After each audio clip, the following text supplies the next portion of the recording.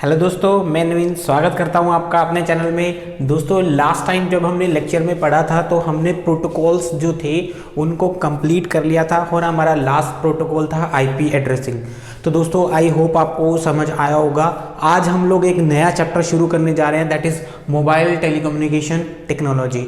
दोस्तों, कंप्यूटर के बारे में हम लोग बहुत पढ़ लेते हैं, लेकिन जो कई बार कंपटीशन में जो एग्ज़ाम होते हैं हमारे, उसमें मोबाइल से रिलेटेड क्वेश्चंस काफ़ी पूछ लिए जाते हैं दोस्तों, जो कि कंप्यूटर एंड द मोबाइल दोनों के लिए कॉमन ही होते हैं। तो दोस्तों, एक छोटा सा चैप्टर है, ज़्यादा लंबा नहीं है, लेकिन जो मोबाइल की बेसिक टर्मिनोलॉजी है उनको हम लोग स्टडी करेंगे। आई होप दोस्तों आपको ये चैप्टर जो है बहुत अच्छा लगेगा, क्योंकि मोबाइल जो है हमारी पूरे जितने भी लोग हैं सबके लाइफ का एक हिस्सा है, और मोबाइल के बगैर तो कोई भी नहीं रह सकता। तो दोस्तों, आपको एक कंपटीशन पॉइंट ऑफ व्यू से भी अगर आप ना देखें तो भी आपको एक बेसिक नॉलेज हो जाएगी, आपका मोबाइल किस टेक्नोलॉजी पे काम करता है, क्या होता है एंड ऑल दैट। तो दोस्तों, चलिए हम लोग शुरू करते हैं मोबाइल जो टेलीकम्युनिकेशन टेक्नोलॉजी है उसको स्टडी करना। तो सबसे पहले दोस्तों, मोबाइल टेक्नोलॉजी को स्टडी करने से पहले हमें पता होना चाहिए मोबाइल क्या चीज़ होती है। दोस्तों, व्हाट इज मोबाइल? मोबाइल, तो दोस्तों हम लोग मोबाइल का अगर वर्ड का ही मीनिंग निकाले तो मोबाइल वर्ड का मीनिंग होता है ऐसी कोई भी चीज जो कि मूव कर सकती है, दैट कैन बी मूव्ड। दोस्तों, जो भी कोई चीज मूव कर सकती है उसके लिए हम लोग मोबाइल वर्ड यूज कर सकते हैं। लेकिन बात करें टेलीकम्युनिकेशन में तो हमने मोबाइल वर्ड क्यों यूज किया दोस्तों? क्योंकि हमने पढ़ा कि कोई भी चीज़ मूव कर सकती है वो मोबाइल हो सकती है। तो उस केस के लिए दोस्तों मोबाइल हमारे पास एक डिवाइस है। मैं थोड़ा सा रीसेंट से स्टार्ट करता हूँ, मोबाइल पर हम थोड़ा सा लेट में आएंगे, क्योंकि हमें पहले ये पता होना चाहिए कि मोबाइल की स्टार्टिंग कैसे हुई थी। हिस्ट्री हम लोग बाद में पढ़ेंगे दोस्तों, पर एक छोटी सी कहानी मैं आपको बताना चाहता हूँ। अगर आप लोग 90s यानी आपका जो बर्थ है वो 1990 से लेके 2000 के बीच में हुआ है, तो दोस्तों आप इस टेक्नोलॉजी से काफ़ी अवेयर होंगे। दोस्तों, आपको पता होगा पहले हमारे घर में मोबाइल फ़ोन्स नहीं होते थे, सिर्फ और सिर्फ लैंडलाइन फ़ोन्स अवेलेबल होते थे, वो भी रेयर ऑफ द रेयर, किसी किसी के घर में होते थे। और दोस्तों, जब भी आपको कॉल करनी होती थी तो हम लोग अपने फ़ोन से टेलीफोन एक्सचेंज में पहले कॉल किया करते थे, और वहाँ पर ऑपरेटर होता था, उसको हम लोग नंबर बताते थे कि हमें इस नंबर पर यहाँ इस सिटी में बात करनी है। तो दोस्तों, उसके बाद वो जो ऑपरेटर होता था वो मैन्युअली हमारे जो कॉल है उसको उस सिटी में उस नंबर पर कनेक्ट करके हमें वापस कॉल करता था कि आपका कॉल कनेक्ट हो गया है, आप अब बात कर सकते हैं। तो दोस्तों, इस पूरे प्रोसेस में ज़्यादा नहीं तो 20 मिनट का टाइम लग जाता था, यानी कि जब आपको एक कॉल करना होता था तो उसके लिए आपको 20 मिनट का टाइम लगता था। लेकिन आज के टाइम में दोस्तों हर इंसान के पास मोबाइल फ़ोन अवेलेबल है, चाहे वो स्मार्टफोन हो चाहे वो स्मार्टफोन ना हो, लेकिन मोबाइल हर इंसान के पास में अवेलेबल है। तो दोस्तों, आप एक चीज़ नोटिस कीजिए, जब भी आप किसी को आज के टाइम पे कॉल यानी कि किसी का नंबर डायल करते हैं तो जो कॉल है आपकी, अगर किसी तरह का नेटवर्क कंजेशन नहीं है, सब कुछ सही चल रहा है, तो 2 से 3 सेकेंड दोस्तों 2 से 3 सेकंड में आप जिसके पास भी कॉल कर रहे हैं उसके मोबाइल पर आपका नंबर डिस्प्ले हो जाता है, आपको रिंग सुनाई देनी शुरू हो जाती है। इसका मतलब आप देखिए टाइम में कितना डिफरेंस आया, कहां 20 मिनट और कहां हमने टाइम को रिड्यूस करके सिर्फ 2 या 3 सेकंड पर कवर कर दिया। तो दोस्तों, ये 20 मिनट से 2 या 3 सेकंड के बीच में मोबाइल टेक्नोलॉजी में बहुत फेज आए हैं, जिससे कि मोबाइल टेक्नोलॉजी होके निकली है। तो दोस्तों, आज की जो टेक्नोलॉजी है वो बहुत अपग्रेडेड टेक्नोलॉजी है। तो दोस्तों, मोबाइल कम्युनिकेशन में हम लोग इन सभी चीज़ों के बारे में पढ़ेंगे, स्टार्टिंग में क्या था और आज हम लोग क्या टेक्नोलॉजी यूज़ कर रहे हैं, और एक फ्यूचर में हम लोग क्या टेक्नोलॉजी यूज़ करेंगे। तो दोस्तों, अब आते हैं हमारे टॉपिक पर, दैट वॉज मोबाइल फ़ोन। तो दोस्तों, मोबाइल में हमने पढ़ा कि मोबाइल क्या है। मोबाइल एक पोर्टेबल डिवाइस है, दैट इज़ वाई हम इसको मोबाइल वर्ड नाम दे रहे हैं। So mobile is a portable device. Mobile is a portable device. दोस्तों ये आप मोबाइल के टर्म में, यानी कि जो टेलीकम्युनिकेशन है उस टर्म में आप मोबाइल को समझ सकते हो कि मोबाइल को हम लोग ले जा सकते हैं, यानी कि इसके साथ साथ हम घूम सकते हैं। जबकि लैंडलाइन फ़ोन है वो वायर से कनेक्ट होता है, हम लोग उसे उठाकर नहीं घूम सकते, इसलिए उसे लैंडलाइन फ़ोन बोला जाता है दोस्तों। And this is mobile which is portable. अब बात करते हैं दोस्तों ये किस पर बेस्ड होता है, तो ये बेस्ड होता है सेल्यूलर नेटवर्क पर। It is a portable device based on cellular network. Cellular network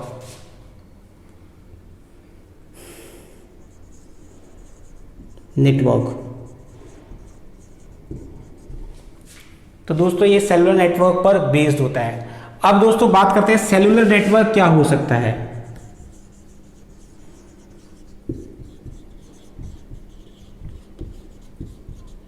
cellular network, दोस्तों सेल्यूलर नेटवर्क हमें पता है कि हमारा मोबाइल तो पोर्टेबल है, यानी कि मोबाइल को लेके तो हम घूम सकते हैं, पर जिसके अंदर जो रेंज आ रही है वो तो किसी ना किसी टावर से आ रही है, या हम लोग बोलेंगे किसी ना किसी एंटेना से आ रही है, और वो एंटेना दोस्तों कहीं ना कहीं तो फिक्स है। तो जो दोस्तों जो जिस टावर से या जिस एंटेना से हमारे फ़ोन को रेंज मिलती है उसका कलेक्शन क्या होता है दोस्तों, सेल्यूलर नेटवर्क। सो इसको हम डिफाइन कर सकते हैं, it is a network, it is a network of radio, it is a network of radio networks.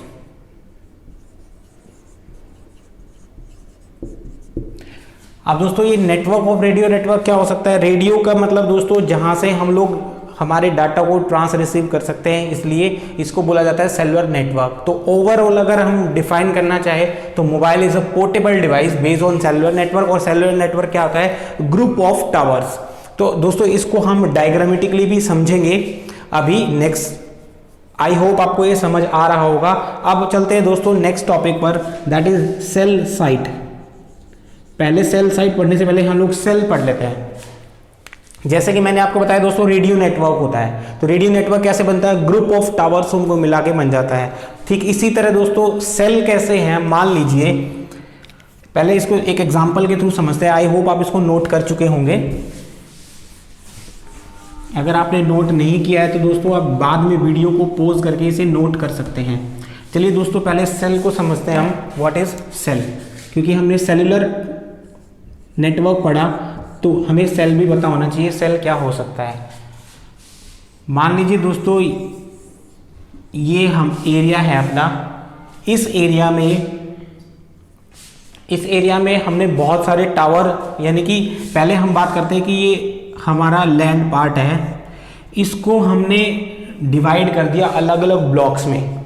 तो दोस्तों अब ब्लॉक्स का मतलब अगर मैं यहां पर एक टावर स्टैब्लिश कर दूं, चलो दूसरा बना देते हैं इसमें,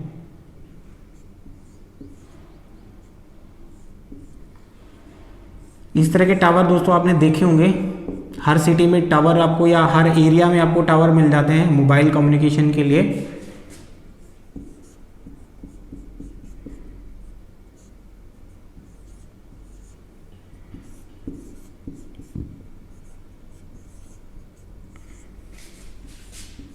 तो बेसिकली दोस्तों हमने क्या किया, हमारा जो एरिया है लैंड का उसे हमने अलग अलग पार्ट्स में डिवाइड कर दिया, और दोस्तों हर एक पार्ट में हमने क्या किया, एक हमारा जो टावर है उसे स्टैब्लिश कर दिया। तो दोस्तों अगर हम बात करें इसकी तो that is T1, that is T2, tower 1, tower 2, tower 3, tower 4, tower 5 and tower 6। तो दोस्तों हमारा जो पूरा लैंड पार्ट था उसे हमने ब्लॉक्स में डिवाइड कर दिया, और उस ब्लॉक्स को डिवाइड जब हम इन ब्लॉक्स में डिवाइड करते तो इस हर एक सिंगल या इंडिविजुअल ब्लॉक दोस्तों इस ब्लॉक को बोला जाता है cell. So it is overall a cell, it is complete a cell.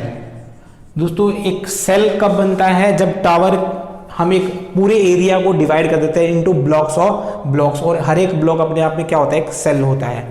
तो इस तरीके से दोस्तों हम लोग पूरे एरिया को कवर करते हैं with the help of tower, और इन्हीं के बीच में आप लोग मूव कर सकते हैं। मान लीजिए कोई इंसान यहाँ से यहाँ आ रहा है तो पहले इस टावर की रेंज रहेगी उसके पास, देन वो इसकी रेंज में आ जाएगा, देन वो थर्ड की, यानी कि टावर फर्स्ट सेकंड एंड बाद में अगर वो घूम रहा है तो फिफ्थ टावर की रेंज में आ गया। इस तरह से दोस्तों हम लोग मूव करते रहते हैं, लेकिन हमारी जो रेंज रहती है हम लोग अंडर रेंज ही रहते हैं। इसलिए हम चाहे मूव कर रहे हो चाहे एक जगह खड़े हो, कम्युनिकेशन कर सकते हैं, यानी फ़ोन पे बात हम लोग कर सकते हैं। आई होप दोस्तों आपको समझ आ गया होगा। तो चलिए इसको थोड़ा सा नोट डाउन कर लेते हैं। डायग्राम आप ड्रॉ कर लीजिए, अगर नहीं किया तो वीडियो को पॉज कर लीजिए और बाद में इसको आप नोट कर सकते हैं। चलिए दोस्तों अब हम लोग इसकी डेफिनेशन लिख लेते हैं। The area of land is divided into blocks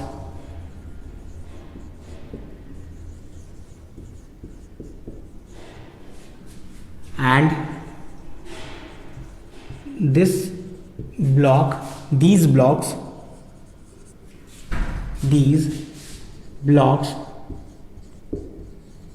of land is called cell।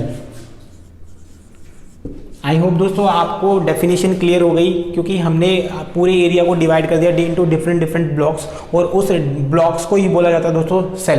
तो इंडिविजुअल जो ब्लॉक है वो एक सेल होगा। अब दोस्तों हम लोग बात करते हैं नेक्स्ट टॉपिक पर, that is cell site,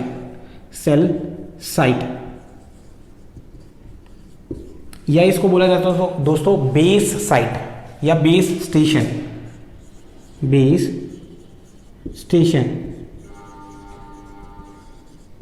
that is called base station, cell site और बेस स्टेशन। अब दोस्तों मैंने आपको बताया कि जब हमने एक सेल को डिवाइड कर दिया था इनटू ब्लॉक्स, और मैं अगर एक ब्लॉक की बात करूं, किसी एक ब्लॉक में एक टावर हो सकता है। तो दोस्तों अगर मान लीजिए टावर है, इस टावर पर दो चीजें लगी होती है दोस्तों, transmitter and receiver, TX for transmitter and RX for receiver. तो दोस्तों हर एक जो नेटवर्क होता है, या हम लोग बात करें एक सेल होता है, उस सेल के अंदर हम लोग टावर जब स्टैब्लिश करते हैं तो वहां पर टावर पे दो एंटीनाज होते हैं, one for receiving the signal and second for the transmitting of signal. तो इस जहां पर ये टावर स्टैब्लिश होता है उसे बोला जाता है दोस्तों बेस स्टेशन और सेल साइट। या हम एक नॉर्मल लैंग्वेज में इसको सीधा मैं आपको बताना चाहूं तो मैं ये बता सकता हूं, जहां पर एक टावर को स्टैब्लिश किया जाता है वो टावर ही अपने आप में एक बेस स्टेशन होता है। सो इसको हम लोग बेस स्टेशन लिख सकते हैं, बेस स्टेशन। और दोस्तों इन टर्म ऑफ टेलीकम्युनिकेशन बात करूं, अगर आप ग्रेजुएट है टेलीकम्युनिकेशन से कहीं से, तो उस लैंग्वेज में इसको बोला जाता है दोस्तों BTS site, that is base trans receiving station. तो दोस्तों BTS बहुत कॉमन है, इसको बेस स्टेशन भी लिख सकते हैं, बट BTS आप याद रखेंगे क्योंकि एग्जाम में भी कई बार BTS ही पूछा जाता है। तो दोस्तों चलिए इसको हम लोग लिख लेते हैं, इसमें क्या क्या हो सकता है। ये आई होप आपको ये क्लियर हो गया होगा। तो फर्स्ट पॉइंट जो है इसमें बेस स्टेशन में हमारा, तो क्या हो सकता है, in a network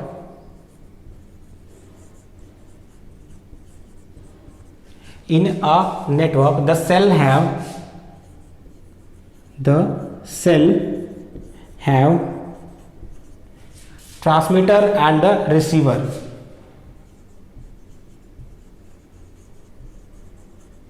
transmitter and receiver.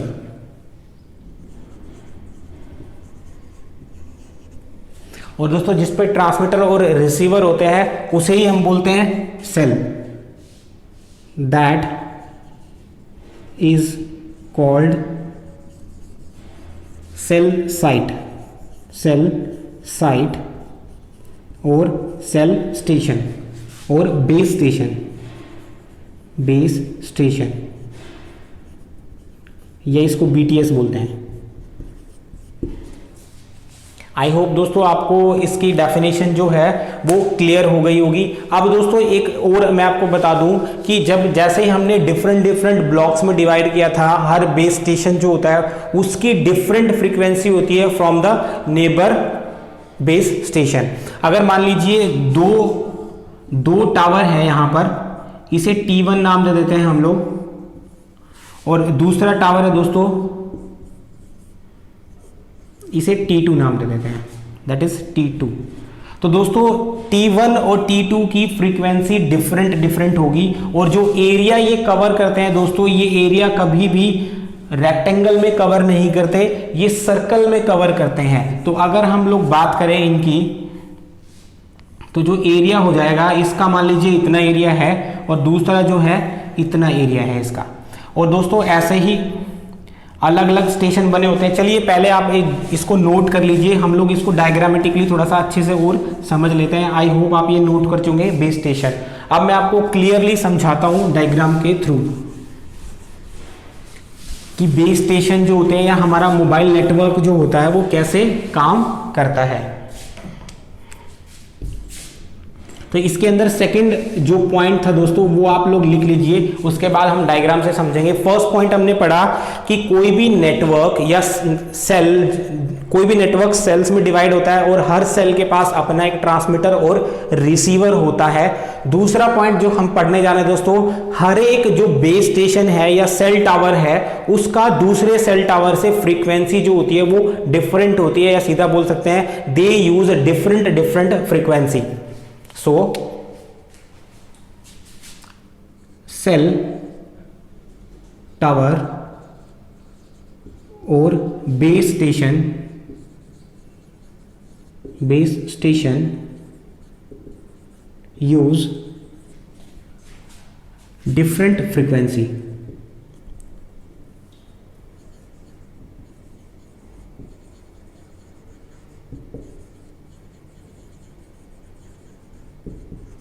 Different frequency. तो दोस्तों दो पॉइंट हमने क्लियर कर लिए। अब हम लोग पढ़ते हैं कि कैसे ये जो टावर्स होते हैं ये काम करते हैं।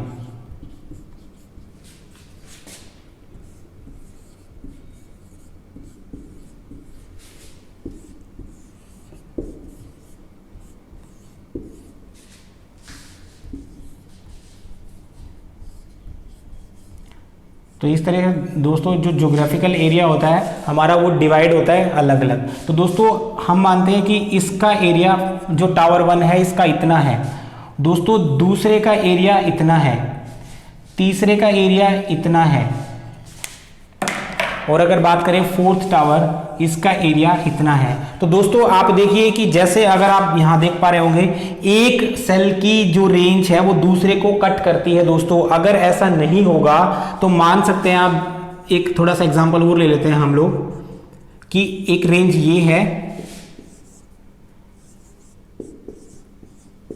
एक रेंज ये है और एक की रेंज ये है। तो दोस्तों अगर आप देख सकते हैं कि अगर ये इनकी रेंज अगर अलग अलग होगी तो बीच का जो एरिया है वहां पर हमें रेंज नहीं मिल पाएगी और हमारा फोन जो है वो काम नहीं करेगा। इसलिए जब भी बेस स्टेशन हम लोग डिजाइन करते हैं, BTS साइट हम लोग बनाते हैं, तो वो इसी हिसाब से बनाते हैं दोस्तों, ताकि एक BTS साइट दूसरी BTS साइट को के एरिया को कट करे। जैसे इन दोनों में कॉमन ये है, इन दोनों में कॉमन ये है और तीनों में कॉमन ये है, इस तरह से, ताकि दोनों की जो रेंज है दोस्तों वो कहीं पर भी ना जाए। अब दोस्तों एक क्वेश्चन आपके माइंड में आ रहा होगा, जब दोनों की रेंज अगर यहां पर है तो, और हमने पढ़ा कि दो BTS साइट डिफरेंट फ्रीक्वेंसी पे काम करते हैं, तो यहां पर किसकी फ्रीक्वेंसी काम करेगी? तो दोस्तों फ्रीक्वेंसी वो काम करेगी या सिग्नल वहां काम करेगा जिस टावर का सिग्नल बेस्ट आ रहा होगा, यानी कि हमें ज्यादा अच्छे से जिसका सिग्नल मिल रहा होगा वहां पर इसका सिग्नल काम करेगा। इसी तरह दोस्तों पूरा आपका गांव, आपका सिटी और इसी तरह से पूरा हमारा जो कंट्री है वो पूरे सेल से ही, ऐसे सेल BTS साइट से ही डिवाइड हुआ है और पूरे इंडिया को ऐसे ही हम लोगों ने रेंज से कवर किया हुआ है। इस तरह से दोस्तों हमारा जो कम्युनिकेशन है वो पॉसिबल हो पाता है। आई होप दोस्तों आपको ये चीज क्लियर हो गई होगी।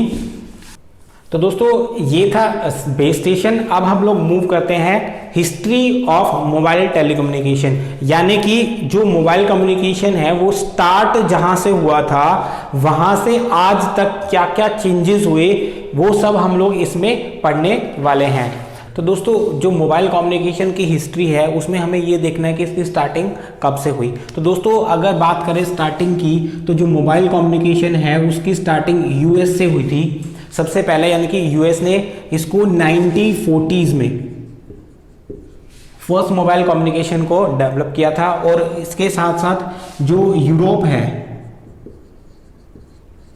यूरोप में दोस्तों 1950 में, ये लेट 1940 यानी कि 1940 के आसपास, और ये अर्ली यानी 1950 से पहले पहले जो मोबाइल कम्युनिकेशन है वो यूरोप में आ चुका था। तो इस तरीके से दोस्तों जो हिस्ट्री है वो मोबाइल कम्युनिकेशन की है। अगर बात करें हिस्ट्री तो मोबाइल कम्युनिकेशन में क्या है, हम लोग देखते हैं इसमें कि जो मोबाइल कम्युनिकेशन है या टेलीकम्युनिकेशन है या मोबाइल इंडस्ट्री है उसमें जो जो स्टेप बाय स्टेप डेवलपमेंट हुआ, ग्रोथ हुआ, जितने सब्सक्राइबर्स बढ़े और जो उसकी टेक्नोलॉजी में ग्रोथ हुआ, उस सब को हम लोग रखते हैं दोस्तों under the category of mobile communication. तो दोस्तों हिस्ट्री के साथ साथ जब हम स्टार्ट करते हैं तो हम पूरी मोबाइल कम्युनिकेशन को या मोबाइल टेक्नोलॉजी को 5 जनरेशन्स में डिवाइड करते हैं। तो दोस्तों हम लोग स्टार्ट करते हैं फर्स्ट जनरेशन से। फर्स्ट जनरेशन या इसको 1G भी बोलते हैं दोस्तों, 1G, first generation of mobile communication और 1G। तो दोस्तों अगर फर्स्ट जनरेशन की बात करते हैं तो दोस्तों ये स्टार्ट हुआ था लेट 1970 एंड अर्ली 1980 के बीच में, यानी 1970 से 80 के बीच में स्टार्ट हुआ था। सो 1G mobile system, 1G mobile system started or was introduced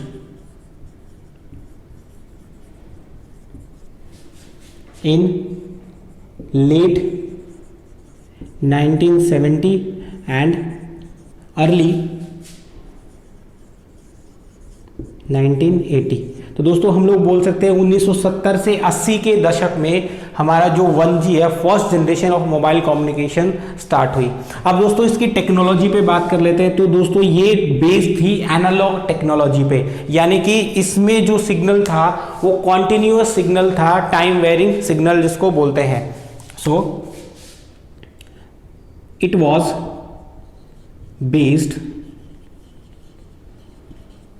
based on analogue mobile और एनालॉग टेक्नोलॉजी। तो दोस्तों हमें 2 पॉइंट डिस्कस किए कि जो फर्स्ट जनरेशन मोबाइल सिस्टम थे वो इंट्रोड्यूस हुए थे 1970 टू 1980, और दूसरा अगर टेक्नोलॉजी की बात करें तो वो एनालॉग टेक्नोलॉजी पर बेस थे।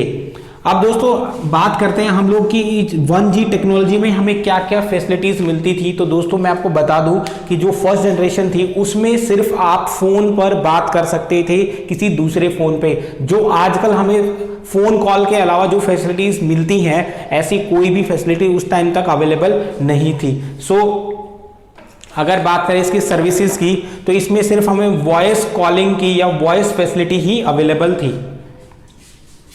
सो इसको हम लोग नोट डाउन कर लेते हैं। 1G had voice facility only, यानी कि इससे हमें सिर्फ वॉइस फैसिलिटी ही मिलती थी, यानी वॉइस फैसिलिटी इस पे हमें मिली। इसके साथ साथ दोस्तों अगर बात करें कि जो एनालॉग टेक्नोलॉजी है उसमें कौन सी स्विचिंग टेक्निक यूज की गई थी, तो दोस्तों स्विचिंग टेक्निक्स मैं आपको पहले भी करा चुका हूं। 2 स्विचिंग टेक्निक मैंने आपको बताया, सर्किट स्विचिंग और पैकेट स्विचिंग। तो दोस्तों इसके अंदर सर्किट स्विचिंग यूज की जाती थी, फैसिलिटी ओनली, एंड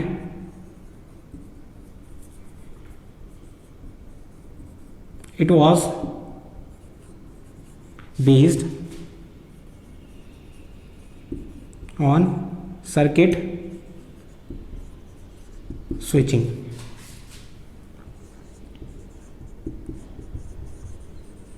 तो दोस्तों ये सर्किट स्विचिंग पर बेस्ड था। तो इस तरह से फर्स्ट जनरेशन के अंदर धीरे धीरे जो डेवलपमेंट होता गया। अब दोस्तों बात करते हैं कि जो सिग्नल था, हमने पढ़ा है कि जो हमारा वॉइस सिग्नल होता है वो बहुत कम सिग्नल होता है, यानी कि उसकी जो रेंज होती है वो बहुत कम होती है, उसे ज़्यादा डिस्टेंस तक हम जो है ट्रांसमिट नहीं कर सकते। इसलिए दोस्तों हमें उस सिग्नल को भेजने के लिए मॉड्यूलेशन टेक्निक का यूज़ करना पड़ता है। तो इसके अंदर दोस्तों हम लोग जो मॉड्यूलेशन टेक्निक यूज़ करते थे उसके लिए जो फ्रीक्वेंसी यूज़ की जाती थी दैट वाज 150 हर्ट्ज, और that was 150 mega hertz. So the voice were modulated, the voice were modulated on frequency of 150 megahertz। M means mega दोस्तों, मेगा हर्ट्ज, HZ जो होती है फ्रीक्वेंसी की यूनिट है जिससे हम फ्रीक्वेंसी को मेजर करते हैं। अब बात करते हैं दोस्तों जो ट्रांसमिशन है उसके लिए क्या यूज किया जाता है। दोस्तों ट्रांसमिशन के लिए रेडियो टावर्स यूज किए जाते थे जो कि हम आज भी यूज करते हैं। So they used radio towers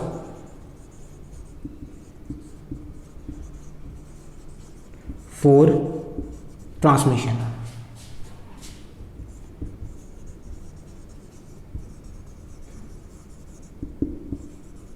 तो दोस्तों ये कुछ पॉइंट थे first generation of mobile communication और 1G के बारे में। अब हम लोग दोस्तों मूव करते हैं हमारी सेकंड जनरेशन की तरफ, पर उससे पहले दोस्तों हम इसका एक ड्रॉबैक देख लेते हैं, यानी कि इसकी कमी क्या रही कि हम लोगों को एक नई टेक्नोलॉजी की तरफ बढ़ना पड़ा या नया रिसर्च करना पड़ता दूसरी टेक्नोलॉजी के लिए। तो दोस्तों इसका ड्रॉबैक यही था कि इसकी जो कैपेसिटी थी वॉइस चैनल को हैंडल करने की वो बहुत कम थी और वॉइस क्वालिटी थी वो काफ़ी लो थी, और सिक्योरिटी पॉइंट ऑफ व्यू से भी दोस्तों ये अच्छा नहीं था। तो इसका ड्रॉबैक्स हम लिख लेते हैं यहां पर। ड्रॉबैक दोस्तों, ड्रॉबैक बोलते हैं कमियों को। सो पहले लिखते हैं लो कैपेसिटी,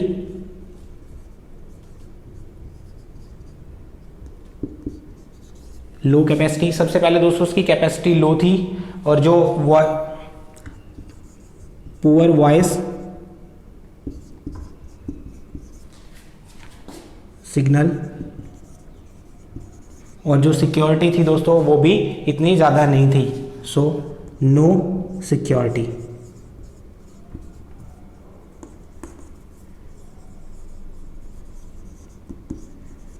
तो सिक्योरिटी भी हमें इसमें नहीं मिलती थी दोस्तों। ये इसके मेजर 3 ड्रॉबैक्स रहे, ताकि यही कारण रहे कि हमें जो सेकंड जनरेशन है उस पर मूव करना पड़ा।